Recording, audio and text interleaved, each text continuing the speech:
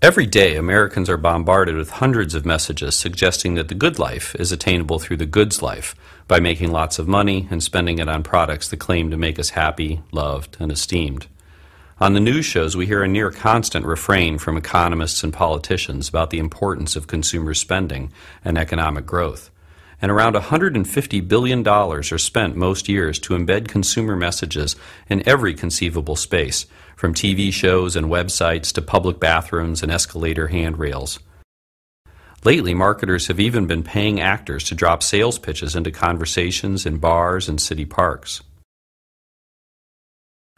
But commercialization and consumerism also reach deeper, worming their way into people's psyches and encouraging them to organize their lives around higher salaries and owning more stuff.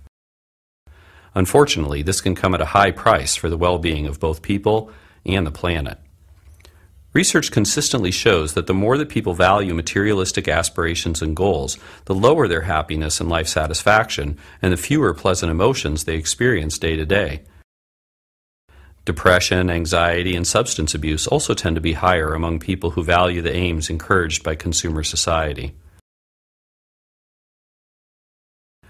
Strong materialistic values also influence our social relationships and thereby affect other people's well-being. Scientists have found that materialistic values and pro-social values are like a seesaw. As materialistic values go up, pro-social values tend to go down. This helps explain why people act in less empathic, generous, and cooperative ways when money is on their minds. When people are under the sway of materialism, they also focus less on caring for the earth. The same type of seesaw is at work here. As materialistic values go up, concern for nature tends to go down. Studies show that when people strongly endorse money, image, and status, they are less likely to engage in ecologically beneficial activities like riding bikes, recycling, and reusing things in new ways. Clearly, if we hope to have a happier, more socially just, and more ecologically sustainable world, then we need to develop ways to diminish the power of materialistic values in our personal lives and in society. Two basic principles for change can help frame the way forward. First, we need to understand what causes people to prioritize materialistic values. For instance, studies show that people focus more on material things when they feel insecure. So instead of buying a new handbag or power tool the next time you've had a blow to your self-esteem, consider a different coping strategy, like spending time with friends or taking a walk outside. Scientists also know that the more that people are exposed to the media, the more they prioritize materialistic values. A couple of ways to diminish the onslaught of consumer messages are to use ad block to hide ads on the internet or to hit mute when commercials play on TV. But these steps can only take us so far. We also need to get active and start to remove advertising from public spaces and from our children's schools so that people aren't exposed to materialistic messages so often.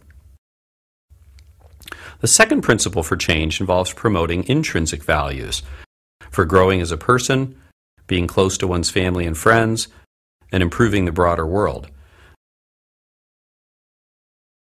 The research shows that intrinsic values not only promote personal, social, and ecological well-being, but can also act to immunize people against materialism. It's that seesaw again. As intrinsic values go up, materialistic values tend to go down. So part of the trick is to build a life that expresses your intrinsic values. That might involve spending more time with people you care about, finding meaningful work, even if it pays less, and taking part in volunteer opportunities for causes you care about. But again, changing our lifestyles is not enough.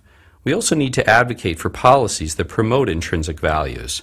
For example, countries like France and Bhutan have recognized that they can't only focus on GDP and other measures of economic growth. Now they are starting to regularly assess citizens' well-being and sense of connection to their communities so as to develop policies that truly encourage these intrinsic values.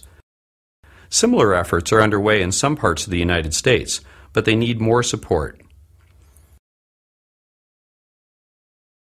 The grip that consumerism and commercialism have on our world can seem inescapable, and there are certainly powerful forces that push materialistic values on us. But by making changes in our personal lives and by working for broader societal changes, we can break the hold of materialism and be freer to live our intrinsic values. That, in turn, would help us to take important steps toward greater personal well-being, a more humane society, and a more sustainable world.